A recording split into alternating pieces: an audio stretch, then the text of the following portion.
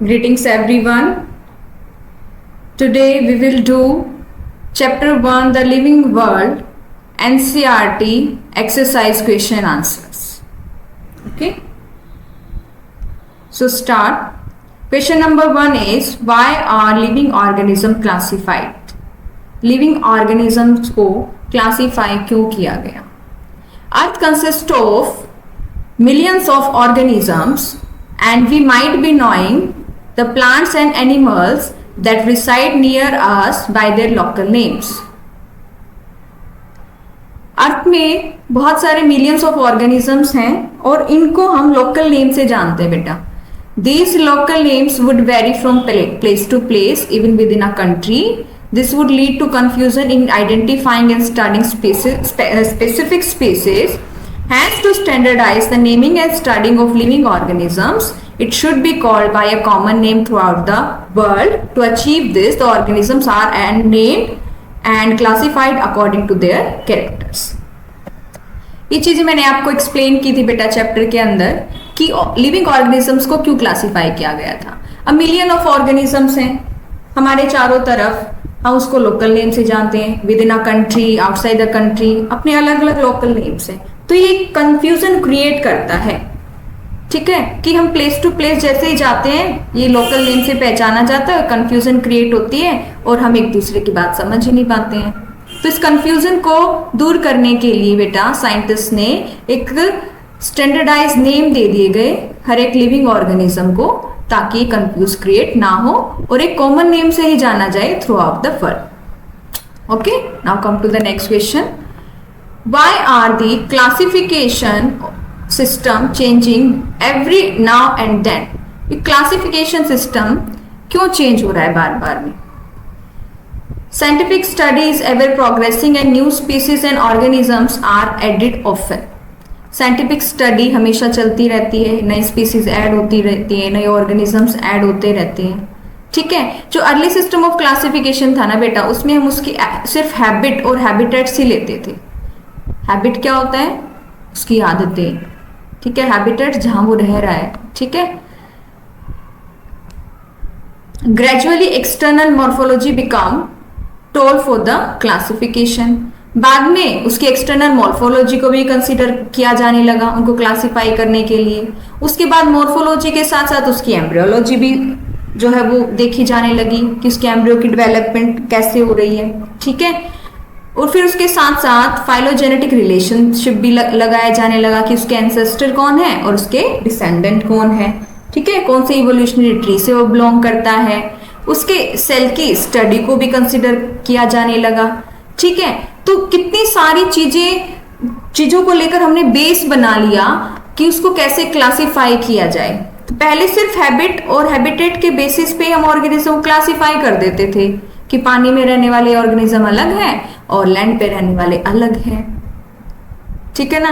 लेकिन बाद में इतने सारे जो कैरेक्टर्स है वो हमने लेने शुरू कर दिए, तो हमारा जो क्लासिफिकेशन सिस्टम है वो भी चेंज होता रहेगा बेटा. This is the answer.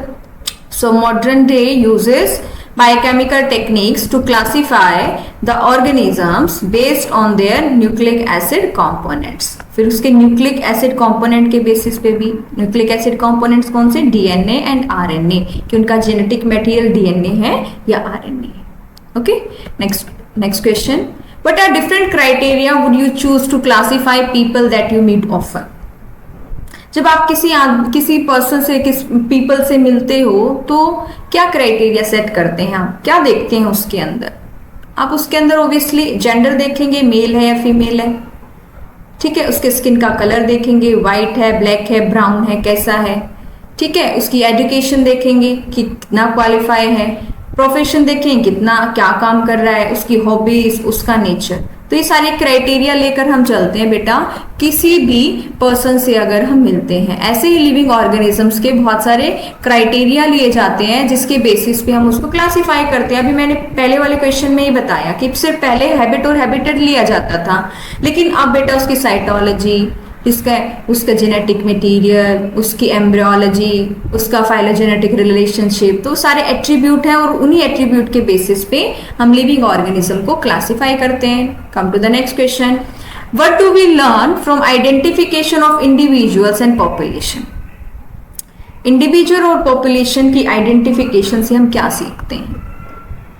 Individual एक ऑर्गेनिज्म की बात हो रही है, पॉपुलेशन ग्रुप ऑफ इंडिविजुअल की बात हो रही है। So by identifying individuals and population we learn following things. हम ये चीजें देखते हैं, उसका सेक्स क्या है, मेल है फीमेल है, ठीक है, उसका स्किन का कलर क्या है, वो किस जगह का मूल निवासी है, उसकी मदर टंग क्या है, उसकी लोकल लैंग्वेज क्या है, फूड हैबिट क्या खाता है वो, ठीक है, उसका क्या धर्म है, क्या उसकी कास्ट है। तो ये सारी चीजें हम देखते हैं, तभी हम उस पर्सन को क्या कर पाते हैं, आइडेंटिफाई कर पाते हैं। जैसे हम कोई साउथ इंडियन से मिलेंगे तो हम एकदम से उसको पहचान लेंगे, कैसे, ठीक है ना, एक तो उसके स्किन कलर से हम पहचान जाएंगे, एक उसकी मदर टंग से तो हम पहचान ही जाएंगे, एक उसके फूड हैबिट से पहचान जाएंगे। कुछ क्राइटेरिया तो है कि हम देखते ही उसको पहचान सकते हैं, और यही चीज किसके ऊपर अप्लाई होती है बेटा, अपने क्लासिफिकेशन ऑफ लिविंग ऑर्गेनिजम्स में भी। So the next question is given below is the scientific name of mango, identify the correctly writer name. Mangifera indica, तो बताइए मैंजीफेरा क्या है, जीनस है, और इंडिका क्या है, स्पीसीज है, ठीक है। और मैंजीफेरा का जो फर्स्ट लेटर होता है वो क्या होता है बेटा, कैपिटल में होता है, और स्पीसीज का होता है बेटा स्मॉल लेटर में। So the answer is Mangifera indica. Here Mangifera is its genus name and indica is its species name which always written in the lower case, ठीक है। Come to the next, define a taxon, give some examples of taxa at different hierarchical level. अब taxon मैंने बताया था, जो हमने category में बांटा था ना चैप्टर पढ़ते टाइम, उसी को एक साइंटिफिक टर्म दे दी गई थी बेटा, taxon.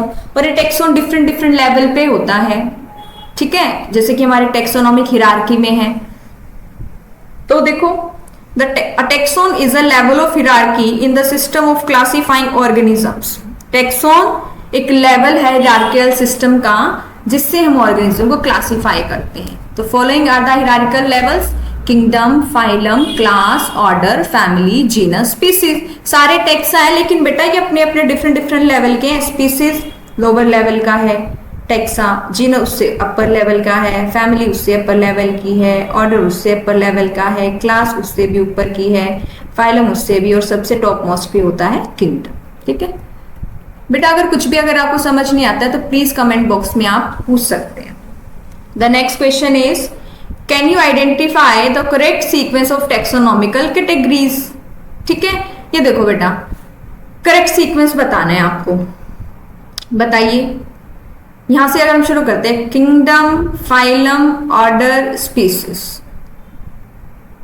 Kingdom, order, species, genus. या तो आपको इस तरीके से पढ़ लीजिए या इस तरीके से पढ़ लीजिए, स्पीसीज, जीनस, ऑर्डर, फाइलम, बीच में से स्किप भी हो सकता है। So answer is option number A and C are the correct sequence of taxonomical categories. ठीक है, क्योंकि यहाँ पे बेटा जीनस पहले दे दिया, स्पीसीज बाद में दे दिया, तो यहाँ क्या हो जाएगा, रॉन्ग हो जाएगा। ठीक है, now next question is, try to collect all the currently accepted meanings of the word species. Discuss with your teacher the meaning of species in case of higher plants and animals on one hand and bacteria on the other hand. आपको species का meaning बताना है बेटा, और दो चीजें हमने लेके चलनी है। एक तो हमें प्लांट और एनिमल के केस में बताना है, और एक मुझे बैक्टीरिया के केस में बताना है कि what is species. The solution is, a group of individual organisms with fundamental similarities are called species. Same line है बेटा एनसीईआरटी के अंदर, ध्यान से पढ़े तो आपको याद भी रहेगा। तो स्पीसीज क्या है, ग्रुप ऑफ इंडिविजुअल ऑर्गेनिजम्स का है जिसकी कुछ फंडामेंटल सिमिलैरिटीज होती हैं। ठीक है, वो क्या होता है, स्पीसीज। फंडामेंटल बेसिक सिमिलैरिटीज होती है उनकी, और ये बेसिक यूनिट भी है क्लासिफिकेशन की। ठीक है, बेसिक यूनिट है हमारी, सबसे लोअर मोस्ट कैटेगरी में आती है टेक्सोनॉमिक हिरार्की के अंदर। और इसको और हम क्या कर सकते हैं, डिफाइन कर सकते हैं, the organism that share the same gene pool. Gene pool क्या होता है, total number of genes in a species, in a species population, उसको बोलते हैं बेटा जीन पूल। तो वो भी क्या होता है, कॉमन होता है उनमें, individual that share the same gene pool. Higher plants and animals के अंदर देखो, criteria of reproductive isolation can be use to classify the species. Higher plant और एनिमल्स के अंदर हम एक क्राइटेरिया सेट करते हैं कि स्पीसीज वही होगी जो रिप्रोडक्टिवली आइसोलेट होगी। अब रिप्रोडक्टिवली आइसोलेशन का क्या मतलब होता है? इसका मतलब ये होता है कि एक स्पीसीज के अंदर आने वाले ऑर्गेनिज्म, इंडिविजुअल, वो आपस में मेटिंग करके, ब्रीडिंग करके रिप्रोड्यूस कर सकते हैं, वो दूसरी स्पीसीज के साथ रिप्रोडक्शन की प्रोसेस में इन्वॉल्व नहीं हो सकते। तो ये इनका क्या होता है बेटा? आइसोलेशन में होते हैं ये। कैसे? रिप्रोडक्टिवली, कि अगर एक स्पीसीज का इंडिविजुअल है दूसरे स्पीसीज के इंडिविजुअल के साथ, वो रिप्रोडक्टिव प्रोसेस में इन्वॉल्व नहीं हो सकता। ठीक है। और what about the bacteria? Bacteria में क्या होता है? Interbreeding and reproductive isolation can not be used in case of bacteria, here gene pool can be used to classify species. तो मैंने ऊपर दो डेफिनेशन बताई थी, सेकंड वाली डेफिनेशन सेट होती है बैक्टीरिया के अंदर। क्यों बेटा इंटरब्रीडिंग और रिप्रोडक्टिव आइसोलेशन हम यूज नहीं करते? क्योंकि बेटा ये सबसे मतलब प्रिमिटिव ऑर्गेनिज्म है, ठीक है, सिंपलर ऑर्गेनिज्म है, इसके अंदर रिप्रोडक्शन होती भी तो एसेक्सुअल होती है, एसेक्सुअल तो होती ही नहीं है। ठीक है, ये जस्ट बाइनरी फिजन से डिवाइड कर जाता है, एसेक्सुअल मेथड से डिवाइड कर जाता है। तो जीन पूल को देख करके हम बता सकते हैं कि ये सेम स्पीसीज के इंडिविजुअल है, उसके जीन पूल में कुछ ना कुछ सिमिलैरिटी मिलेगी। अगर मैं कहूं बैक्टीरिया की स्पीसीज है भाई, इसमें से 3-4 इंडिविजुअल मैंने निकाल लिए और जब उनके जीन्स को स्टडी किया गया तो कॉमन जीन्स मिले, इसका मतलब मैं ये कहूंगी कि वो सेम स्पीसीज के इंडिविजुअल हैं। Right, come to the next. Define and understand the following terms, phylum, class, family, order, genus. Very simple. Phylum क्या है? एक टेक्सोनॉमिकल हिरार्की है जो किंगडम के नीचे आता है, क्लास के ऊपर आता है। ये एक एक्सा टेक्सोन है जिसमें वन और more classes organism with similar characters पाए जाते हैं। ठीक है, तो ग्रुप ऑफ क्लासेस बोल सकते हैं हम इसको। क्लास क्या है? ये एक टेक्सोनॉमिक हिरार्की है जो ऑर्डर से ऊपर आता है और इसके नीचे क्या होता है? फाइलम होता है। तो क्लास के अंदर क्या आएंगे? Related to orders of the organisms. ठीक है, एग्जाम्पल है presence of notochord in mammals. Notochord मैं आपको पढ़ाऊंगी बेटा एनिमल किंगडम में। ठीक है, now come to the next. Family has a group of related genera with still less number of similarities as compare to genus and species. Family के अंदर group of genus आते हैं, ग्रुप ऑफ जेनरा आते हैं, जिसके अंदर कम similarity होती है कैरेक्टर्स की as compare to the genus and species. ठीक है, ये तो आपको पता ही है। जैसे जैसे हम डाउन टू अप जाते हैं टेक्सोनॉमिक हिरार्की में, तो जो कैरेक्टर्स की सिमिलैरिटी होती है वो डिक्रीज हो जाती है। For example, fox and dog belongs to the same family. It is a group of entities below order and above genus. ठीक है, ये ऑर्डर के नीचे होती हैं और जीनस के ऊपर होती है, सेम फैमिली से दोनों बिलोंग करती हैं। Order is a taxon below higher than family and lower than class. Class के नीचे होती है इसकी पोजीशन और फैमिली से ऊपर होती है।